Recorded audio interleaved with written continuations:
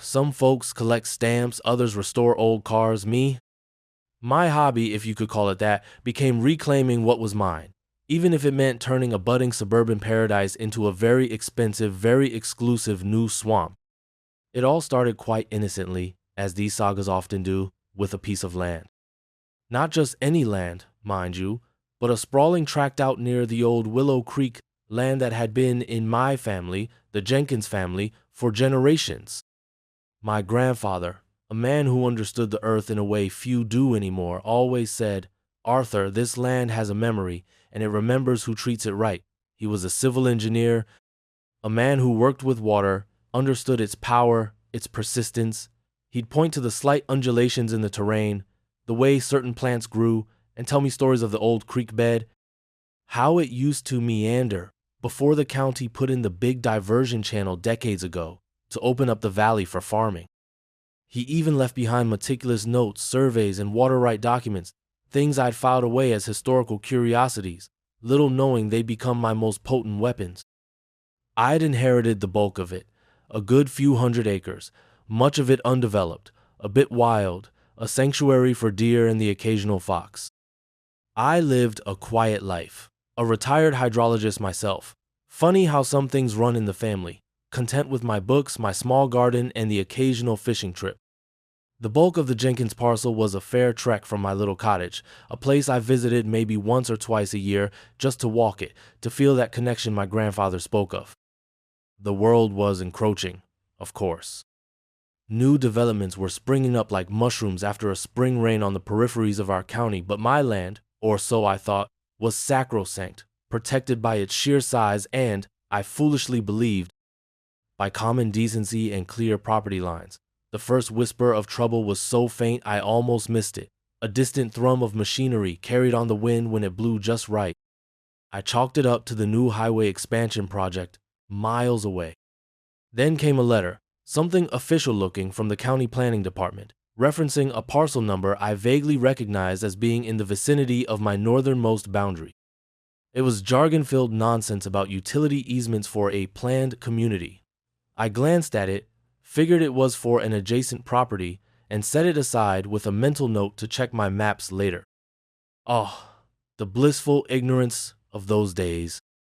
If only I'd known that an entity calling itself the Willow Creek Estates Homeowners Association, spearheaded by a developer named Apex Homes, had decided my ancestral land was prime for the picking. They weren't just nibbling at the edges, you see. They were planning a feast, and my inheritance was the main course.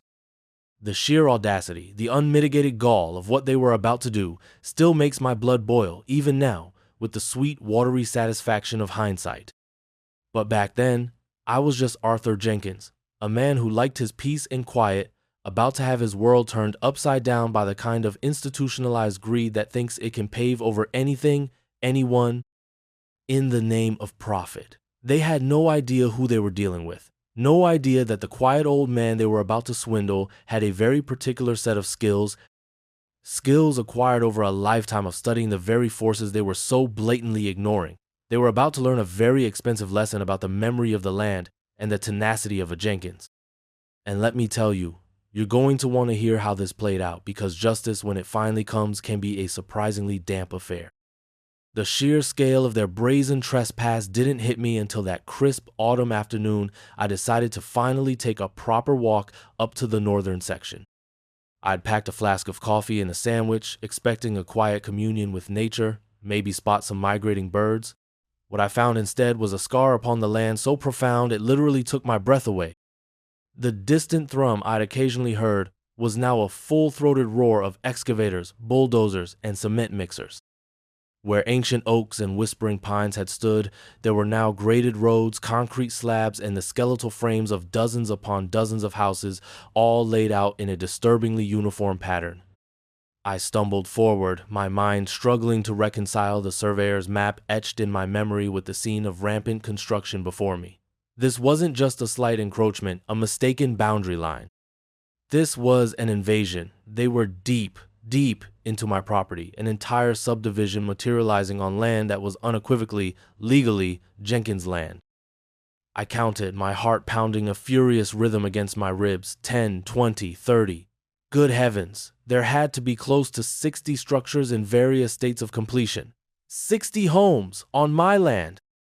My first coherent thought was that there must be some colossal mistake, a surveyor's blunder of epic proportions. I approached a burly foreman, a man whose face was a roadmap of sun and stress, shouting instructions over the din. "Excuse me," I began, trying to keep my voice steady. "I believe there's been a terrible error. This is my property." He gave me a once-over, taking in my worn jacket and muddy boots, and spat a stream of tobacco juice dangerously close to my feet. "Property of Willow Creek Estates, pal," he grunted, gesturing vaguely with a thumb towards a garish sign I hadn't noticed before, proclaiming, "Willow Creek Estates, luxury living, coming soon." Sales office open. My name, Arthur Jenkins, meant nothing to him. My claims of ownership were met with a dismissive shrug. "Take it up with the HOA, old-timer, we just build 'em." The HOA, of course. The faceless acronym that had become the bane of so many. I trudged over to the ridiculously opulent sales office, a prefab palace dropped in the middle of the construction chaos. Inside, a woman with an unnervingly fixed smile and a name tag reading Brenda Stonewood, HOA President, Sales Director, greeted me with the kind of predatory enthusiasm that usually precedes a timeshare pitch. "Welcome to Willow Creek Estates. Are you looking for your dream home?" she chirped, her eyes already calculating commission. My grandfather's voice echoed in my mind. The land remembers, and I, his grandson, was about to remind these interlopers. The battle for Willow Creek had begun, though at that moment, standing amidst the raw, red earth and the symphony of construction, I felt less like a warrior and more like a man drowning. The indignation was a cold knot in my stomach. How could this happen? How could anyone, any entity, be so arrogant, so reckless, as to simply appropriate hundreds of acres of private land? The sheer, unadulterated nerve of it was breathtaking, but as the initial shock wore off, a different feeling began to crystallize, a steely, unyielding determination. They had disturbed my peace, desecrated my family's legacy, and they were about to find out that this old-timer wasn't going to just roll over. The fight was on, and I had a feeling it was going to get very, very messy before it was over. And they, with their shiny brochures and smug assurances, had absolutely no clue what was coming for them. My grandfather didn't just leave me land. He left me knowledge, and that, I suspected, was going to be far more valuable than any bulldozer. My first formal encounter with Brenda Stonewood and the shadowy figures behind Apex Homes, the developer, was an exercise in carefully orchestrated condescension. Armed with my original deed, a copy of my grandfather's meticulously drawn survey map from 1958, and a printout from the county assessor's office clearly showing the Jenkins parcel, I requested a meeting. Brenda, flanked by a slick, pinstripe-suited lawyer named Alistair Finch and a portly, cigar-chomping man introduced as Mr. Carmichael, the CEO of Apex Homes, received me in their temporary boardroom, a space that smelled of new carpet and old arrogance. I laid out my documents on the polished mahogany table. "Gentlemen, Miss Stonewood," I began, my voice calm despite the tremor of anger I was suppressing, "there seems to be a significant misunderstanding. The development you are currently constructing, Willow Creek Estates, is being built almost entirely on my private property. Here is the deed, and here are the corresponding survey markers." Carmichael barely glanced at the papers, puffing a cloud of acrid smoke towards the ceiling. "Mr. Jenkins, is it?" he rumbled, his tone dripping with manufactured patience. "We at Apex Homes conduct thorough due diligence. Our surveys are impeccable. I assure you, Willow Creek Estates is being built on land legally acquired and zoned for residential development." Finch, the lawyer, chimed in with a voice as smooth and cold as river stones. "Indeed, Mr. Jenkins, perhaps your records are outdated. Land parcels change, amalgamate. We have clear title, fully vetted by our legal team." He tapped a thick binder on the table before him, presumably their version of proof. Brenda Stonewood, meanwhile, adopted an expression of pity mixed with patronizing concern. "Oh, Mr. Jenkins, I can see this is upsetting for you. It's so easy to get confused with these old maps. Why, my great-aunt thought she owned half of downtown until we showed her the updated city plans. The sheer, unadulterated gall of it was almost impressive. They didn't just deny my claim. They implied I was the one who was mistaken, senile, or clinging to an irrelevant past. I pointed to specific landmarks on my grandfather's survey: the old sycamore by Willow Creek's original bend, the rocky outcrop known locally as Eagle's Perch. These landmarks haven't moved, Mr. Carmichael. Your development is squarely within the boundaries defined by these markers, boundaries that have been recognized by the county for over 60 years. Carmichael chuckled, a dismissive, humorless sound. Landmarks. Mr. Jenkins, we operate on precise GPS coordinates, state-of-the-art digital mapping. With all due respect, your grandfather's charming hand-drawn sketches, while quaint, hardly hold up against modern surveying technology. It was a deliberate attempt to belittle, to intimidate. They were counting on me being an easily flustered old man, someone who would back down in the face of their united front of corporate authority and legalese. They offered me a cup of coffee, a gesture that felt more like a prelude to a dismissal than genuine hospitality. My internal monologue was a torrent of frustration. They hadn't even bothered to properly look at my documents. Their confidence was absolute, their disdain palpable. It was clear they considered me a nuisance, a minor bump in their very profitable road. I assure you, my documents are not quaint sketches, I said, my voice hardening. They are legally binding records. I expect an immediate cessation of all construction on my land and a proposal for how you intend to rectify this egregious trespass. Finch smiled, a thin, reptilian curve of the lips. Mr. Rebull, Joel. Jenkins, while we appreciate you bringing your concerns to us, Apex Homes and the Willow Creek Estates HOA stand by our legal position. If you wish to pursue this, I suggest you do so through the appropriate legal channels. Now, if you'll excuse us, we have a very busy schedule. It was a clear dismissal. As I gathered my papers, the weight of their arrogance pressing down on me, Carmichael added a parting shot. Perhaps we could discuss a small ex gratia payment for any perceived inconvenience, Mr. Jenkins. Say, a few thousand, to help you update your records. The insult was like a slap in the face. A few thousand for hundreds of acres, for my family's heritage, for the blatant theft they were perpetrating. I looked him straight in the eye. Mr. Carmichael, I said, my voice quiet but laced with a resolve that seemed to momentarily surprise him. You are going to find this inconvenience far more costly than you can possibly imagine. I walked out of that office not defeated but galvanized. Their smugness, their utter refusal to even consider they might be wrong, had ignited a fire in me. This wasn't just about land anymore, it was about principle. It was about fighting back against bullies who thought their money and their lawyers made them invincible. They had underestimated me. They had mistaken my quiet demeanor for weakness. They had no idea of the resources I possessed, not in terms of wealth, but in knowledge. Knowledge of the land, knowledge of the water that shaped it, and a growing understanding of how to leverage both. The bureaucratic wall they had erected was formidable, but I knew with a certainty that settled deep in my bones that I would find a way through it, or, if necessary, I would bring it crashing down around them. The fight was just beginning, and they had given me all the motivation I needed. The first thing I did was call Sarah. Sarah Albright had been my late wife's niece, a bright, tenacious lawyer who'd cut her teeth on environmental law before starting her own small practice focusing on property disputes. She was sharp as a tack and, crucially, she didn't scare easily. When I laid out the situation, her initial reaction was one of professional skepticism, tempered by her knowledge of my usually unflappable nature. Arthur, are you absolutely sure? I mean, a developer building nearly 60 houses on the wrong piece of land? That's almost unheard of in this day and age with modern surveying. But as I walked her through my grandfather's documents, the clear county records, and described the sheer arrogance of Carmichael and his cronies, her skepticism began to morph into intrigued indignation. We spread the maps across my dining room table, my grandfather's lovingly detailed survey from '58, the official county plat maps from various decades, and even satellite imagery I'd pulled up online.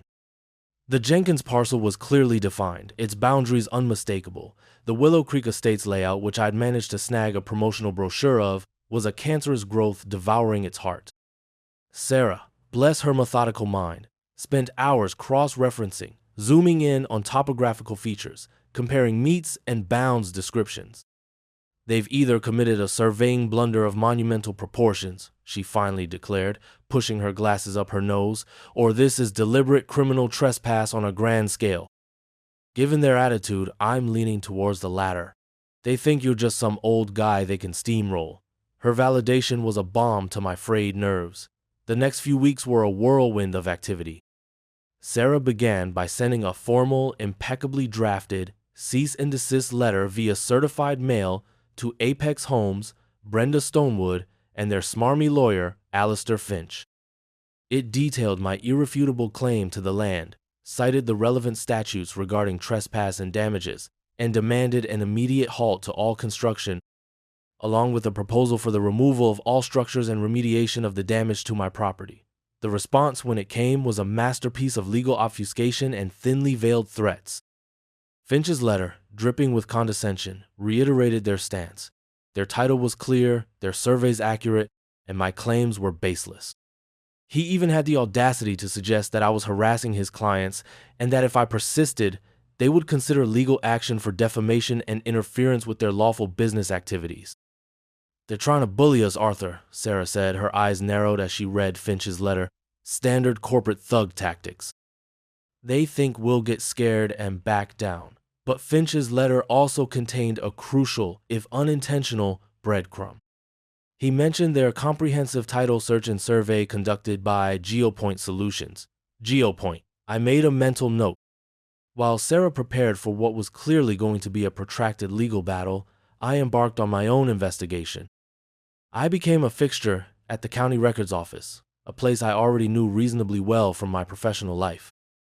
I delved into the chain of title for my land, confirming its unbroken lineage within the Jenkins family. Then, I started looking into Apex Homes and GeoPoint Solutions. Apex had a somewhat checkered past. A few lawsuits in other counties involving disputed boundaries and shoddy construction, all settled out of court with non-disclosure agreements. Typical. GeoPoint Solutions, however, was a smaller, newer firm. I managed to find an online forum for local surveyors where their name popped up with a few less than glowing reviews, whispers of rush jobs and cutting corners. This was interesting.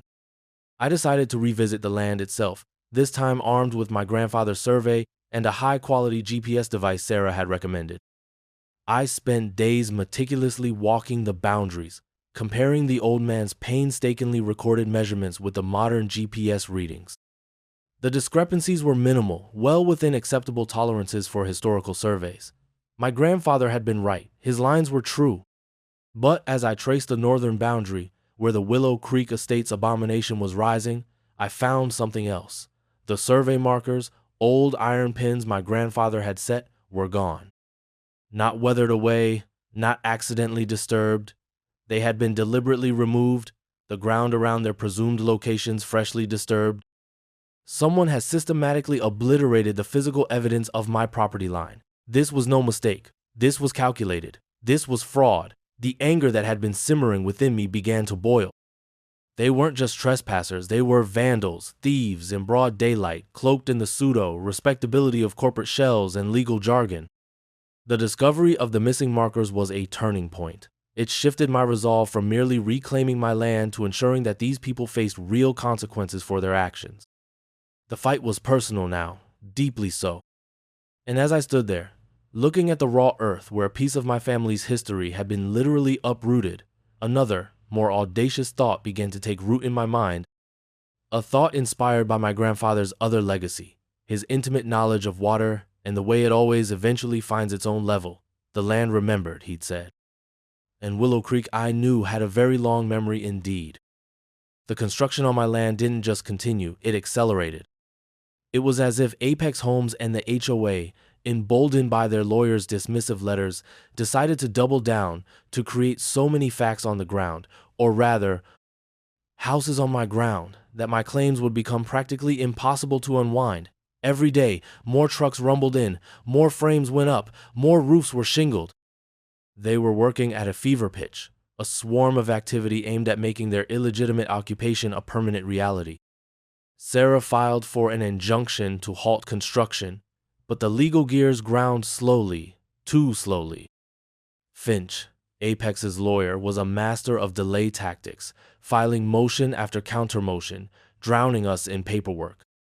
He argued that any halt would cause irreparable financial harm to his clients and to the innocent families who had supposedly already put down deposits on these dream homes. Innocent families. That was a new twist, a deliberate attempt to paint me as the villain, the heartless old man trying to spoil their suburban dreams.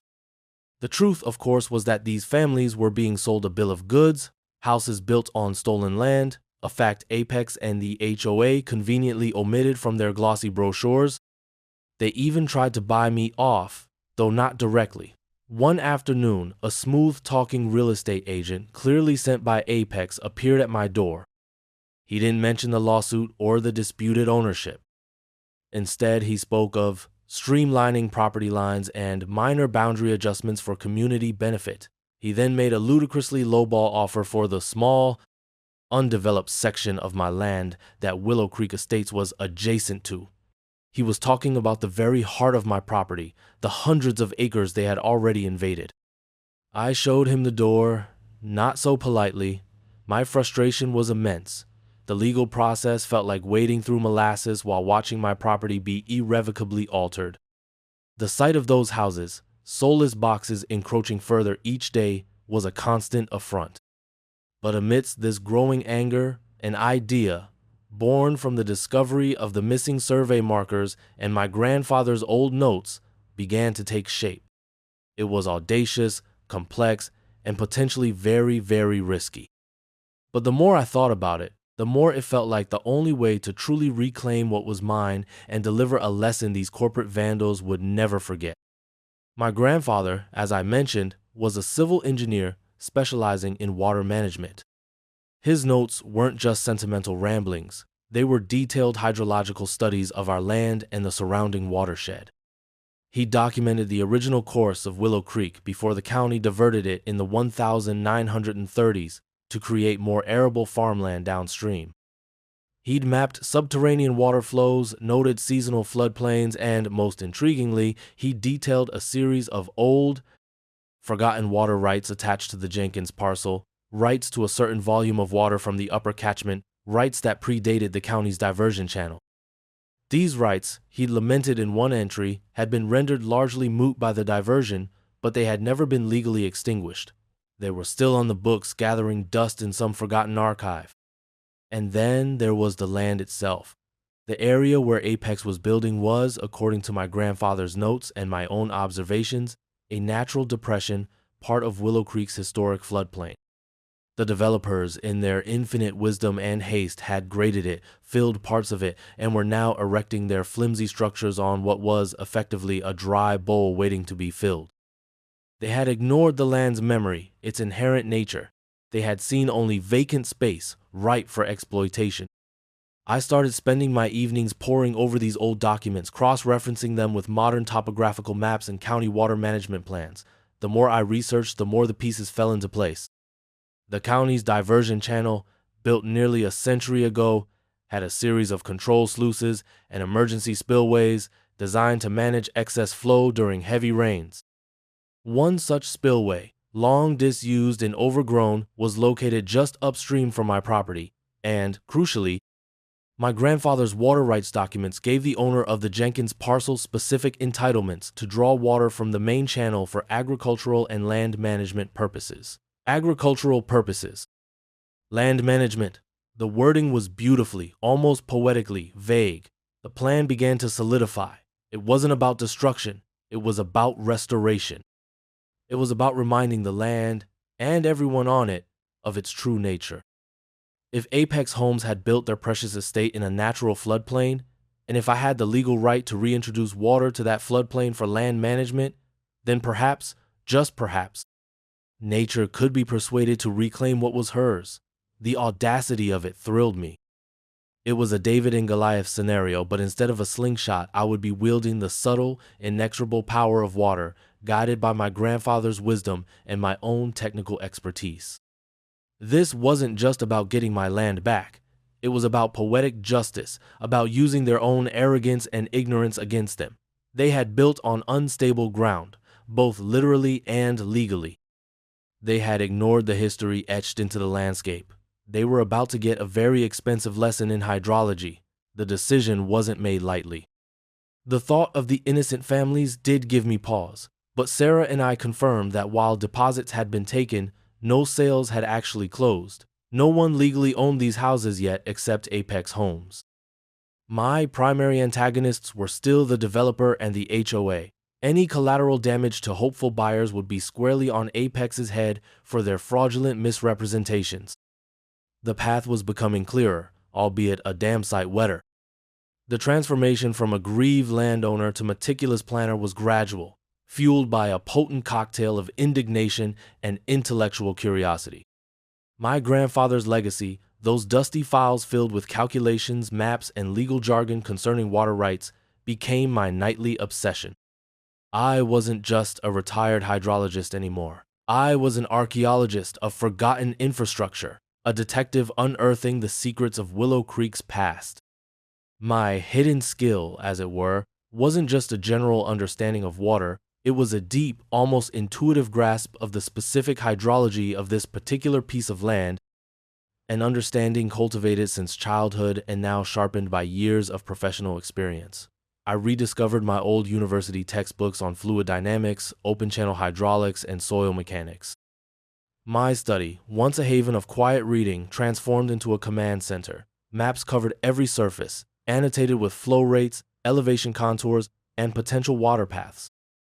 I cross-referenced my grandfather's notes with current county GIS data, aerial photographs, and even old weather patterns to understand historical flood events in the region.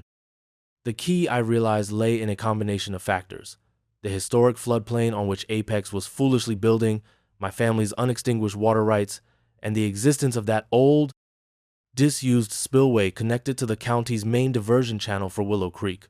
The spillway was the linchpin. It had been designed decades ago as an emergency overflow, intended to divert excess water onto what was then undeveloped Jenkins land during 100-year flood events, thereby protecting downstream agricultural areas. It had fallen into disrepair, overgrown with willows and choked with silt, largely forgotten by county officials who now relied on newer, larger flood control measures further down the system. But the easement for it, and the structures themselves, still existed. And my grandfather's water rights documents specifically mentioned the right to draw upon and redirect such waters as are naturally or by prior agreement made available to the Jenkins parcel for the purpose of land reclamation and habitat management. It was perfect.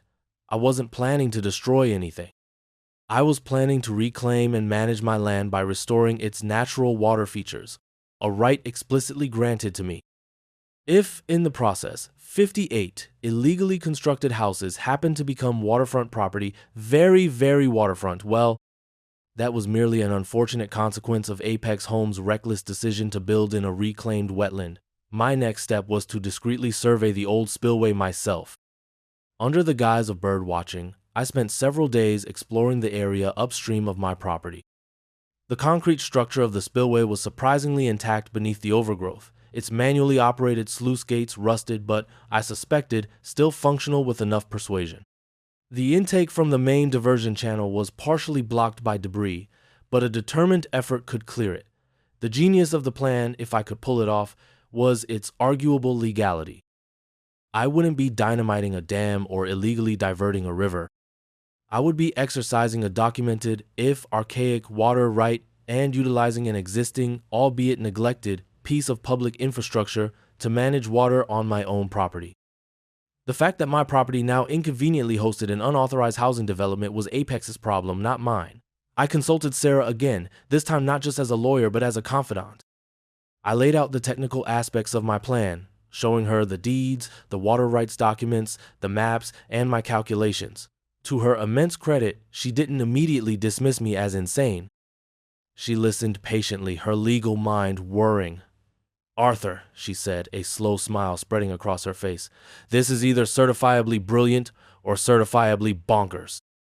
But from a purely legal standpoint, if those water rights are valid and the spillway easement is still in effect, and if your actions are genuinely framed as land management on your own property, they'd have a hell of a time proving malicious intent, especially given their blatant trespass."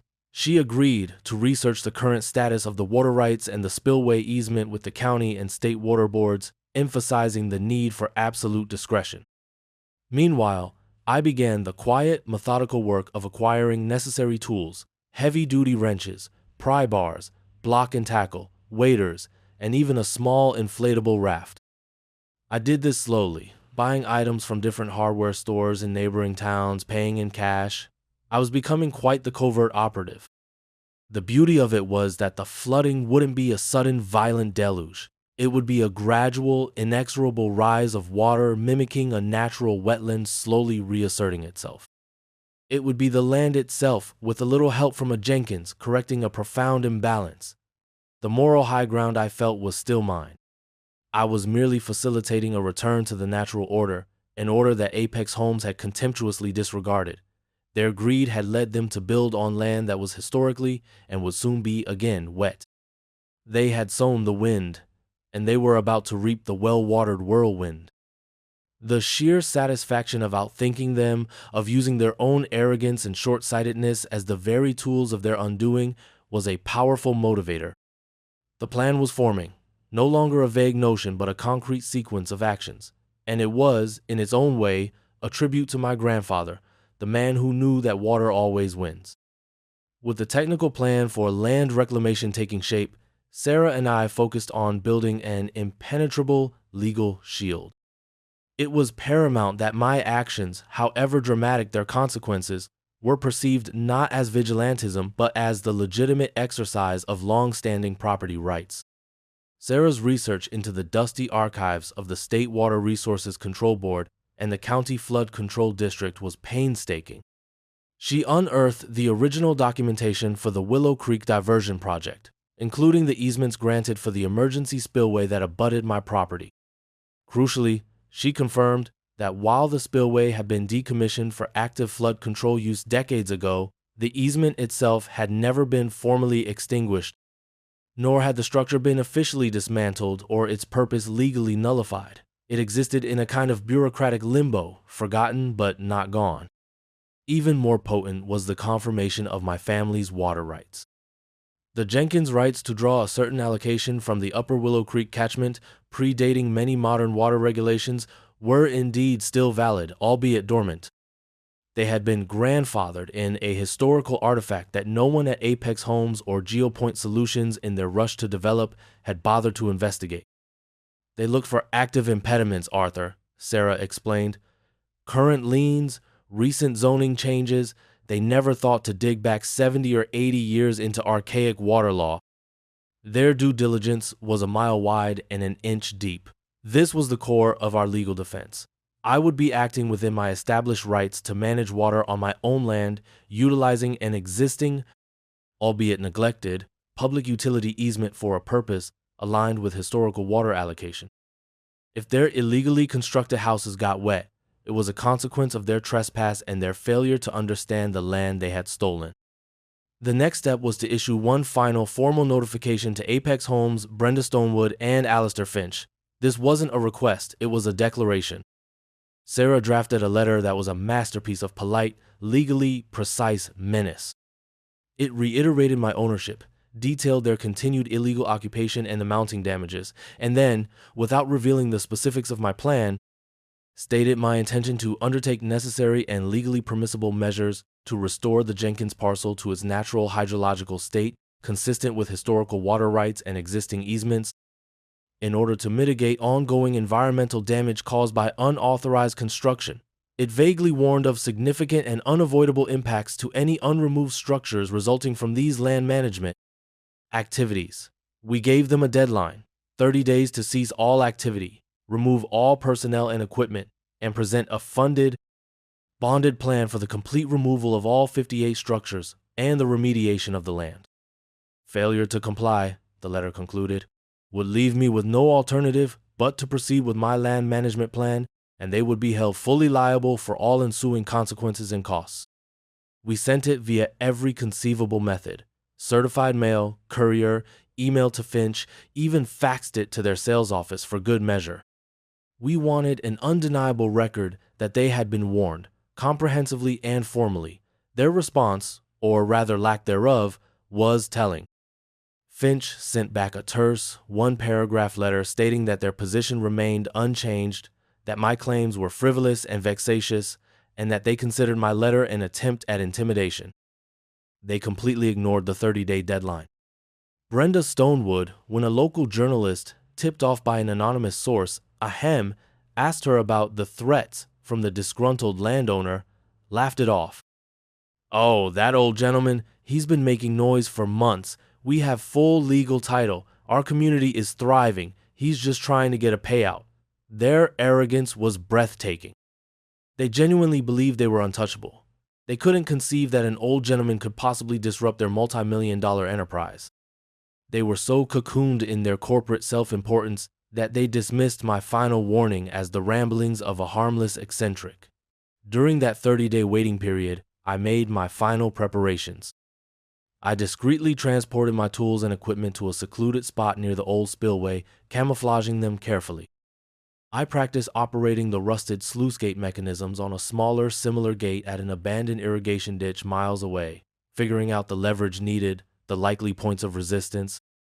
I double-checked my calculations for flow rates, estimating how long it would take for the water, once released, to begin visibly impacting the development. I wanted it to be a slow, undeniable creep, not a catastrophic flood. The tension was immense, a knot in my stomach that tightened with each passing day. I wasn't sleeping much, my mind constantly replaying the steps, anticipating potential problems. What if the sluice gates were seized beyond repair? What if I was discovered? What if, despite Sarah's assurances, I ended up in jail?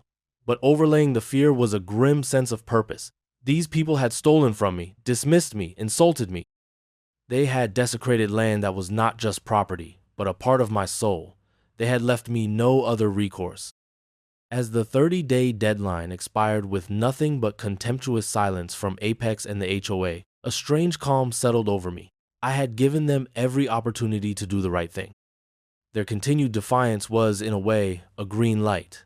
The decision was made, the die was cast, the waters were waiting. The night before day, as I grimly started calling it in my head, was still and clear, the kind of night where the stars seemed close enough to touch. I didn't sleep. I sat on my porch sipping cool water, listening to the crickets and thinking about my grandfather. I imagined him young and vital, striding across this land, his transit and level in hand, making his careful marks, understanding its hidden rhythms. He wouldn't have approved of the conflict, but I felt deep down that he would have understood the necessity of my actions, the need to protect what was intrinsically Jenkins' land. He knew that sometimes you had to fight for what was right, even if the methods were unconventional. As dawn approached, painting the eastern sky in hues of soft pink and gray, I gathered my gear.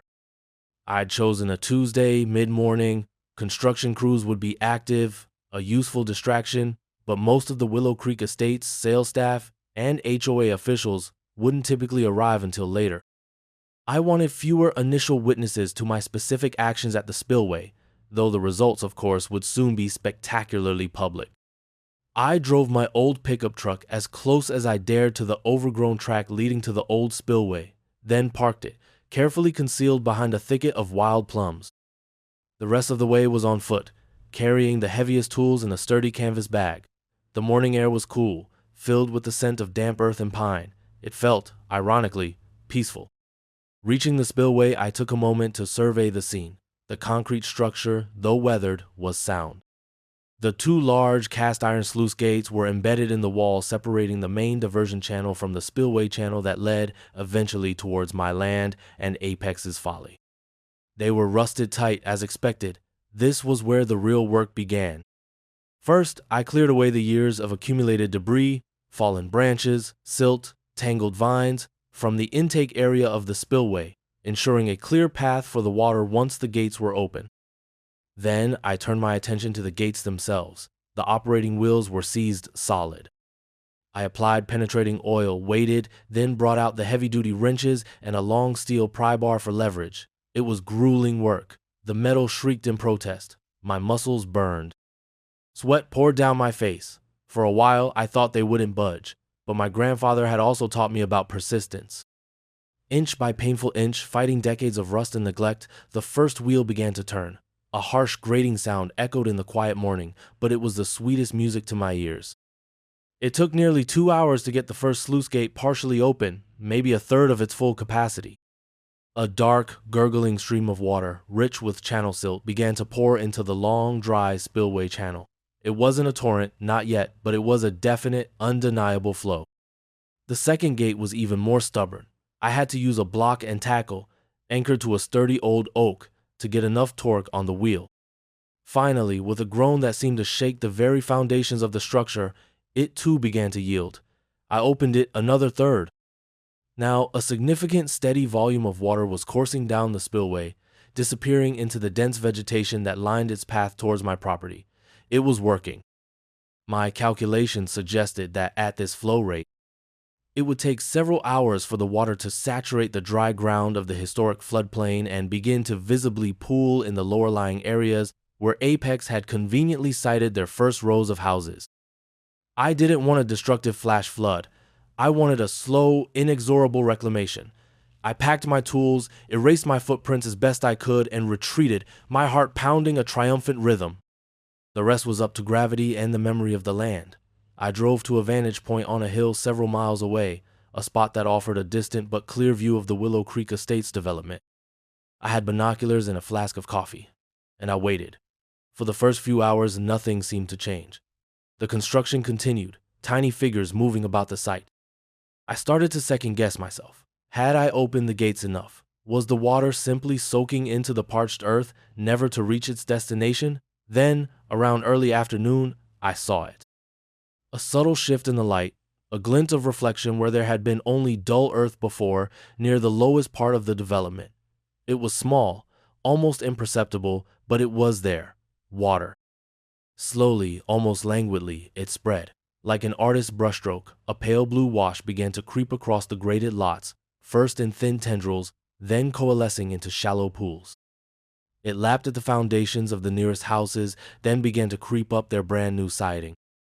From my distant perch, I couldn't hear the shouts of alarm that must have been starting, but I could imagine them. I saw trucks stop, tiny figures pointing, then scrambling. The water wasn't rushing. It was simply arriving, an uninvited guest asserting its ancient claim. It flowed around the meticulously landscaped model homes, turning their perfect green lawns into muddy bogs. It filled the newly paved cul-de-sacs, transforming them into canals. The luxury living sign now stood forlornly in a rapidly expanding pond. There was a certain grim beauty to it, a sense of profound elemental justice. The land was drinking, quenching a thirst that had lasted for decades. And the 58 houses, symbols of Apex's greed and arrogance, were being gently, inexorably embraced by the returning waters. My grandfather would have understood. This wasn't just flooding, it was a baptism. The news of the mysterious flooding at Willow Creek Estates spread like wildfire, or perhaps more aptly, like the water itself. By late afternoon, the first local news crews had arrived, their vans parking precariously on the rapidly diminishing dry ground at the edge of the development. From my distant vantage point, I watched the unfolding chaos with a sense of grim satisfaction. The water, no longer just isolated pools, had merged into a significant, shallow lake that now encompassed the entire first phase of the development.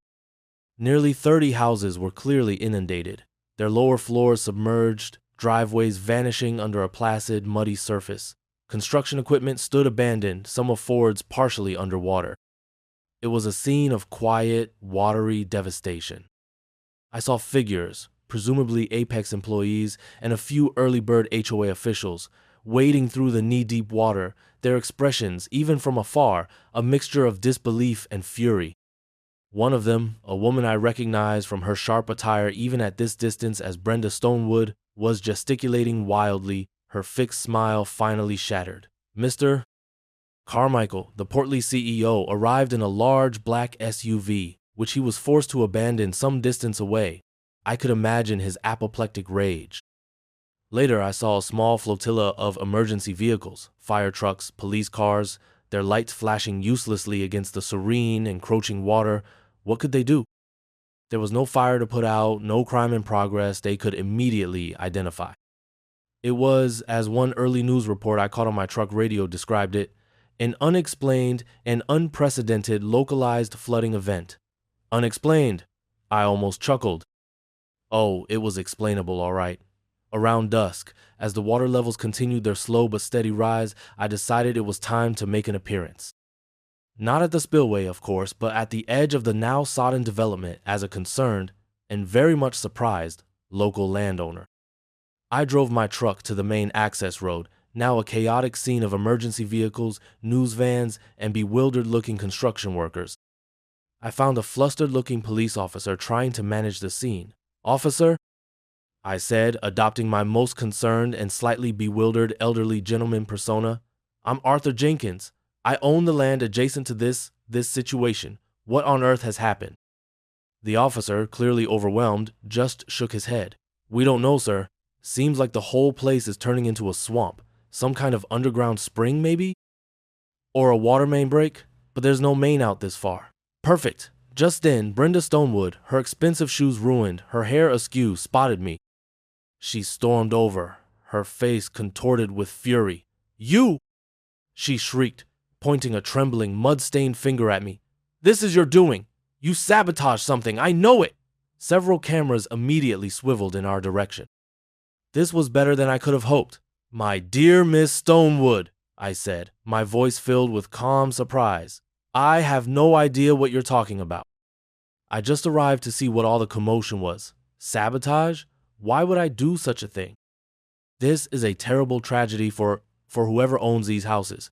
My feigned innocence contrasted with her hysterical accusations played beautifully for the cameras. Mr. Carmichael, his face a mask of thunder, pushed his way through. "Jenkins, you'll pay for this. We'll sue you into oblivion. This is millions of dollars of damage." "Sue me for what, Mr. Carmichael?" I asked mildly, looking around at the submerged houses. "For a sudden abundance of waterfront property? As I recall, you assured me this land was perfectly stable and suitable for development. Perhaps your impeccable surveys missed something? A natural spring, perhaps? Or maybe this area is, as my grandfather's old map suggested, a natural floodplain? You know, land has a memory." Finch, their lawyer, finally arrived, looking pale and harried. He tried to pull Carmichael and Stonewood away, muttering about not speaking to the press, but the damage was done. Their accusations, wild and unsubstantiated, versus my calm, concerned demeanor. The narrative was already taking shape. The next few days were a blur of activity. Engineers from the county and Apex Homes descended on the area, trying to determine the source of the water. They eventually found the open sluice gates at the old spillway. The immediate assumption was vandalism, but then Sarah stepped in. She contacted the county officials and Apex's legal team, formally notifying them that I, Arthur Jenkins, as the holder of documented ancestral water rights and in accordance with existing easements, had initiated a long-term land management and habitat restoration project on my private property by redirecting a legally allocated portion of water from the Willow Creek diversion channel. She provided copies of the restoration project on my private property, water rights documents, the spillway easement records, and my grandfather's hydrological studies. She pointed out that my actions were entirely consistent with my rights as a landowner, and that Apex Homes had been repeatedly warned that their illegal structures were at risk. The effect was stunning. The narrative shifted from mysterious flood or vandalism to landowner exercises, archaic water rights, floods, illegal development. The legal ground under Apex Homes crumbled. They couldn't sue me for vandalism if I was acting within my rights. They couldn't claim damages if they were trespassing. Their only recourse would be to challenge the validity of my water rights, a complex, expensive, and likely losing battle given the documentation Sarah had compiled. Meanwhile, the homeowners who had put down deposits were, understandably, furious, not at me, but at Apex Homes and the HOA for selling them properties on land that was clearly unsuitable and, as it turned out, not even legally theirs to sell. Class action lawsuits began to brew. The media had a field day. Man reclaims land by turning development into wetland. Read one headline. "Oh, hell freezes over," or rather floods, quipped another. I became a reluctant local folk hero, the quiet old man who had outsmarted the greedy developers. Apex Homes was facing financial ruin. The cost of the lost development, the lawsuits from buyers, the damage to their reputation, it was catastrophic. Brenda Stonewood disappeared from public view, her career in luxury living presumably over. Mr. Carmichael looked like a broken man in his rare public appearances. Poetic justice had never tasted so sweet or looked so much like a thriving new ecosystem. The land was, quite literally, being reborn. The legal fallout was, as expected, immense, but it played out almost exactly as Sarah and I had anticipated. Apex Homes, through their increasingly desperate lawyer Alistair Finch, tried everything. They filed for an emergency injunction to force me to close the sluice gates, claiming public nuisance and catastrophic financial loss. Sarah countered quite calmly that the only nuisance was their illegal occupation of my land and that my actions were a legitimate exercise of pre-existing, documented rights aimed at ecological restoration. The judge, a stern-faced woman named Harriet Caldwell who had a reputation for being thorough and fair, listened to both sides. Finch thundered about malicious intent and economic terrorism. Sarah quietly presented the chain of title, the water rights, the easement documents, the ignored cease and desist letters, and my grandfather's meticulous notes. She painted a picture not of malice, but of a landowner pushed to extraordinary measures by extraordinary corporate malfeasance. Judge Caldwell denied Apex's injunction. She stated that while the situation was highly unusual, Mr. Jenkins appeared to be acting within a colorable claim of right on his own property, and that Apex Homes' position was significantly weakened by the substantial questions regarding the legality of their initial occupation of the land in question. It was a body blow to Apex. Their stock plummeted. Their lenders grew nervous. The class action lawsuit from the duped homebuyers gained momentum, fueled by public outrage and the clear evidence of Apex's negligence, if not outright fraud. They had sold homes, or at least taken substantial deposits for them, on land they didn't own, land that was, as it turned out, a natural wetland. The county, after its own investigation, confirmed the validity of my water rights and the spillway easement. They were also facing serious questions about how their planning department had overlooked such a massive encroachment in the first place, but their immediate problem was the uncontrolled water flow. They couldn't legally compel me to close the gates as long as I was within my allocated water rights for my land, and my land, all several hundred acres of it, was now very, very thirsty. The Willow Creek Estates, or what was left of them, became a bizarre local attraction. The 58 houses, in various states of submersion, resembled a post-apocalyptic Venice, their once bright colors muted by muddy water, their aspirational designs rendered absurd by their aquatic setting. Ducks paddled happily through former living rooms. Herons nested on half-submerged rooftops. Nature was reclaiming its territory with astonishing speed. Apex Homes eventually declared bankruptcy. Mr. Carmichael was forced to resign in disgrace, his reputation in tatters. Alistair Finch quietly moved to a different law firm, presumably one that specialized in less flamboyant forms of corporate defense. Brenda Stonewood, I heard, left town altogether. The HOA, of course, ceased to exist, its luxury living promises drowned along with its assets. There were attempts by some of the more aggressive creditors of Apex to come after me, arguing that my actions had devalued an asset they were owed. Sarah swatted these attempts away like bothersome flies, pointing out that the asset was illegally placed on my land in the first place. You can't claim value in stolen goods. My life, meanwhile, returned to a semblance of quiet, albeit a wetter version. The northern part of my property was now a thriving wetland, teeming with wildlife. The old Willow Creek, or at least a significant branch of it, was flowing through my land again, much as it had in my grandfather's youth. I even started working with local conservation groups to formally designate it as a protected nature preserve. It seemed a fitting tribute to the land's memory and to my grandfather's foresight. The Jenkins Wetlands, as some locals affectionately called it, became a symbol of resistance against unchecked development and corporate arrogance. I received letters, some anonymous, some signed, from people all over the country who had their own stories of battling HOAs or unscrupulous developers. They saw my victory as theirs. It was a strange kind of fame, but deeply satisfying. I had stood my ground, used my knowledge, and, with a little help from the persistent power of water, I had won. The cost had been considerable, not in money, but in stress, and lost peace for a time. but watching the sunset over my newly vibrant wetlands, listening to the chorus of frogs and the rustle of reeds where once there were only bulldozers and false promises, I knew it had all been worth it. Justice had been served, not in a sterile courtroom, but in the rich, life-giving mud of reclaimed land. The land remembered, and now so did everyone else. And the most beautiful part?